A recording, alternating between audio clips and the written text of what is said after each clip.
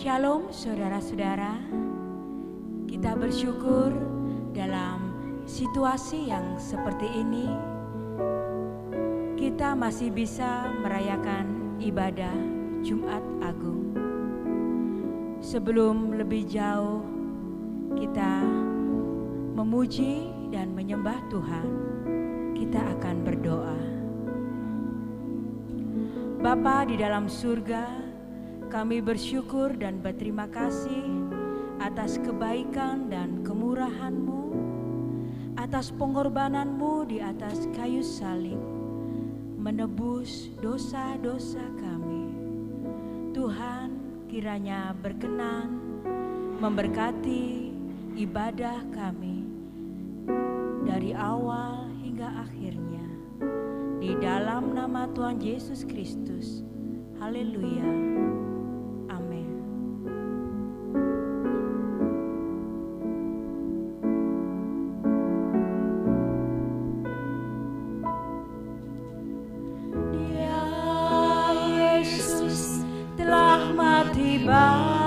Bagiku Dia Tuhan selamatkan jiwaku.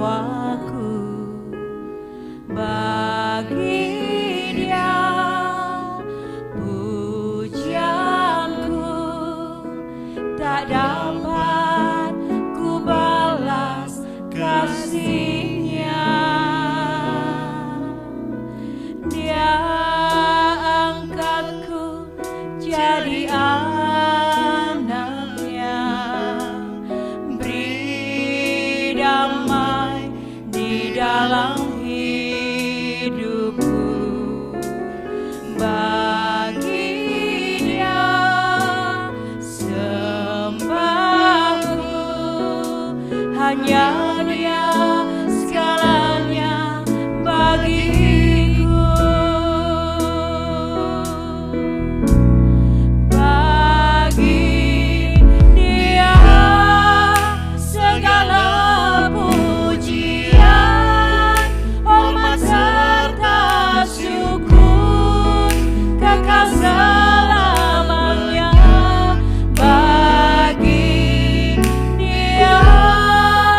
Segala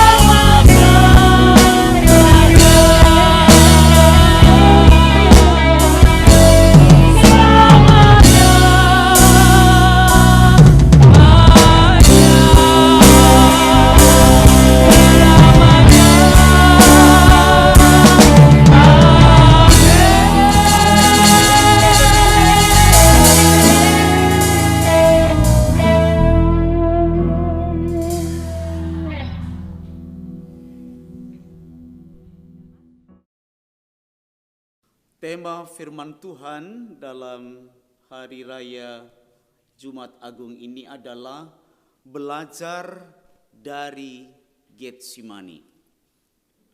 Menjelang berakhirnya pelayanan Yesus di muka bumi ini, Yesus membawa serta seluruh murid-muridnya minus Yudas Iskariot yang sedang sibuk di tempat lain, menuju ke satu tempat yang bernama Getsemani. Nah, kali ini kita akan belajar banyak hal terkait dengan Getsemani. Nah, pelajaran yang pertama kita akan baca di dalam Matius pasal 26 ayat yang ke-36. Maka sampailah Yesus bersama murid-muridnya ke suatu tempat yang bernama Getsemani. Lalu ia berkata kepada murid-muridnya, "Duduklah di sini sementara aku pergi ke sana untuk berdoa." Pertanyaannya adalah seperti ini.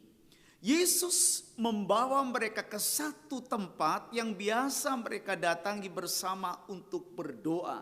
Tetapi kali ini kepada kelompok yang pertama, Yesus mengatakan, "Duduklah di sini sementara aku pergi ke sana untuk berdoa." Jadi kelompok terbesar ini justru disuruh duduk di dekat pintu gerbang Taman Getsemani. Saya tidak tahu persis apa yang dimaksud oleh Tuhan Yesus karena Alkitab tidak mencatatnya. Tetapi saya juga memiliki keyakinan bahwa Tuhan Yesus tidak sedang main-main. Ada simbol-simbol yang sengaja diberikan agar kita bisa belajar apa yang tersirat di dalamnya. Nah, sesungguhnya apa yang terjadi di sini adalah mewakili persentase terbesar dari orang-orang percaya yang ada di dalam gereja. Sampai kapanpun, gereja apapun, persentasenya akan selalu seperti ini. Sebagian besar jemaat adalah mereka hanya duduk. Untuk apa duduk? Dia hanya memperhatikan orang lain. Dia duduk untuk mengentari orang lain. Orang yang dalam kelompok besar ini, dia adalah orang-orang yang hanya melihat orang lain melakukan sesuatu, tapi dia sendiri tidak melakukan apa-apa. Orang-orang ini adalah orang-orang yang seringkali mengomentari apa yang dilakukan oleh orang lain, tapi sendiri tidak melakukan apa-apa.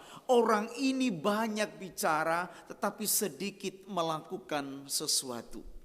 Tetapi kemudian kita melihat bahwa Tuhan Yesus justru mengajak kelompok kecil berikutnya yang terdiri dari Petrus, Yohanes, dan Yakobus. Mari kita lihat ayat yang ke-37 dan 38. "Dan ia membawa Petrus dan kedua Zebedeus sertanya, maka mulailah ia merasa sedih dan gentar. Lalu katanya kepada mereka, 'Hatiku sangat sedih seperti mau mati rasanya. Tinggallah di sini dan berjaga-jagalah dengan aku.'" Kita akan belajar kepada kelompok kedua. Kelompok kedua ini jumlahnya relatif lebih kecil. Dia adalah Petrus, Yohanes, dan Yakobus. Kepada kelompok yang kecil inilah Tuhan Yesus mengajarkan, "Tinggallah di sini dan berjaga-jagalah dengan aku." Kepada kelompok kecil inilah Tuhan Yesus memberitahukan suasana kebatinannya.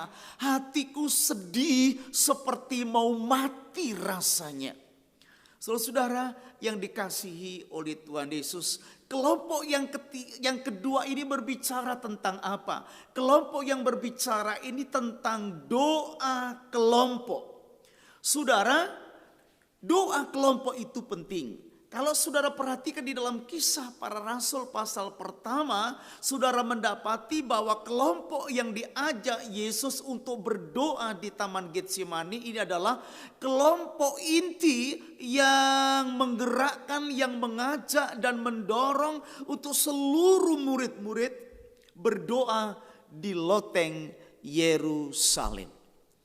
Jadi gereja lahir karena doa. Gereja bertumbuh karena doa. Dan saat gereja sedang mengalami masalah, maka gereja juga harus berdoa.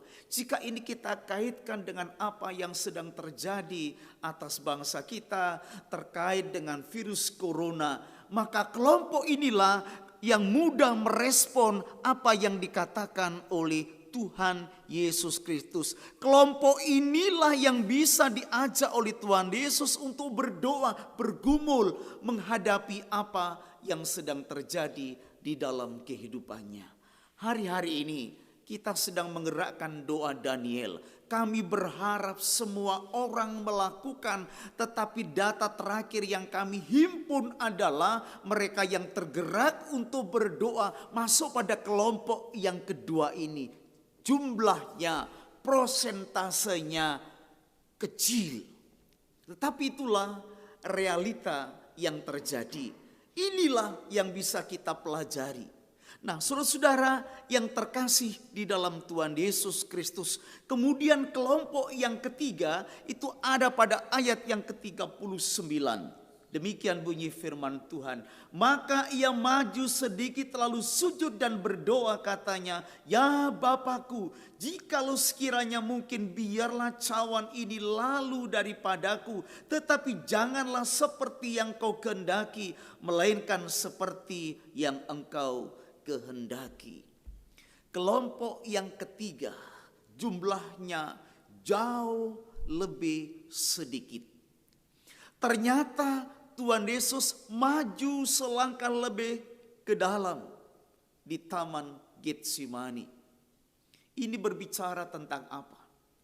Kalau saya melihat kisah ini dari sudut pandang tabernakel, maka kelompok yang pertama kami yang jumlahnya cukup besar yang ada di halaman. Tetapi kelompok yang kedua jumlahnya relatif kecil ada di ruang kudus. Tapi di ruang maha kudus ada yang lebih kecil lagi, yaitu Yesus Kristus seorang diri. Ada orang yang mengatakan jika level seseorang semakin tinggi, jika kedudukan seorang dan jabatan seorang semakin tinggi, dia akan menjadi orang yang paling kesepian. Saudara perhatikan, justru di tempat inilah Tuhan Yesus mulai berdoa, ya Bapa, jikalau mungkin lalukanlah cawan ini daripadaku, tetapi bukanlah kehendakku, tetapi kehendak-Mu yang jadi. Saudara-saudara yang dikasihi oleh Tuhan Yesus Kristus, orang yang bisa masuk pada level yang tertinggi adalah orang-orang yang sudah selesai dengan dirinya sendiri. Orang-orang yang ada di sini adalah orang-orang yang rela berkorban bagi orang lain. Tuhan Yesus mengatakan dia sangat ketakutan sampai air matanya berubah menjadi tetesan darah. Ia sedang mengalami tekanan yang luar biasa sampai pembuluh halus di kelenjar matanya itu pecah sehingga air bercampur dengan darah. Dia begitu ketakutan, dia begitu tertekan, bukan untuk dirinya sendiri, tapi sedang menanggung dosa manusia. Saya kadang-kadang merasa menjadi jembatan yang rapuh. Orang yang A menginginkan begini, orang yang B menginginkan begitu, orang yang C menginginkan yang lain lagi. Dan semua keinginan ingin dipenuhinya. Kami kadang-kadang merasa sangat kesepian. Tapi saya mengambil tekad. Saya hanya melakukan apa yang Tuhan keinginkan. Kalau saya hanya ingin menyenangkan manusia, maka kami bukanlah hamba Tuhan. Saat-saat seperti itulah kami merasa sangat kesepian. Apakah saya bersedih? Iya. Apakah saya tertekan? Iya. Apakah saya kecewa? Tentu tidak. Sebab itulah panggilan dan inilah yang dilakukan oleh Tuhan Yesus. Tapi ini bukan berbicara tentang struktural yang hanya saya saja. Kalau kita melihat pada waktu Tuhan Yesus mengembuskan nafas yang terakhir, maka tirai bait Allah itu terbelah menjadi dua. Artinya apa? Artinya sekarang yang bisa mengakses masuk ke ruang Maha Kudus bukan hanya arah imam, tapi setiap orang bisa masuk ke dalamnya. Saudara-saudara yang dikasihi di dalam Tuhan Yesus Kristus, dalam rangka merayakan Jumat Agung kali ini, saya merindukan saudara yang berada di halaman, saudara bisa naik level menjadi orang-orang yang bisa turut merasakan, yang bisa diajak merasakan apa yang dirasakan oleh Tuhan Yesus tentang keselamatan orang-orang yang terhilang. Tetapi orang-orang yang ada dalam level kedua ini, saya berharap saudara juga naik level ruang yang Maha Kudus, di mana saudara menjadi orang-orang yang rela berkorban demi keselamatan orang lain, bukan orang-orang yang justru mengorbankan orang lain. Saudara-saudara yang dikasihi oleh Tuhan, situasi yang sulit seperti ini, Tuhan menginginkan setiap saudara bisa masuk ke ruang Maha Kudus-Nya. Saudara menjadi orang-orang yang bersimpati dengan orang lain. Saudara menjadi orang-orang yang berempati kepada orang lain, merasakan, melakukan apa yang dirasakan oleh Tuhan Yesus. Kiranya Paskah tahun ini menjadi Paskah yang penuh pembelajaran kepada kita, sehingga Getsemani memberikan pelajaran kepada kita bahwa realitanya adalah bahwa kelompok yang hanya duduk dan melihat jauh lebih banyak, sementara kelompok yang bisa diajak bekerja sama dengan Tuhan Yesus jumlahnya lebih sedikit. Terlebih mereka yang bisa mengorbankan dirinya untuk keselamatan orang lain, prosentasenya jauh lebih sedikit. Bagaimana caranya saudara bisa menjadi seperti Kristus? Mulai hari ini, jadikanlah ruang doa saudara, jadikanlah ruang tidur saudara, jadikanlah ruang kerja saudara, jadikanlah ruang rumah tangga saudara menjadi Getsemani, tempat di mana kita bisa bergumul untuk keselamatan orang lain. Selamat merayakan Jumat Agung. Tuhan memberkati saudara sekalian. Shalom.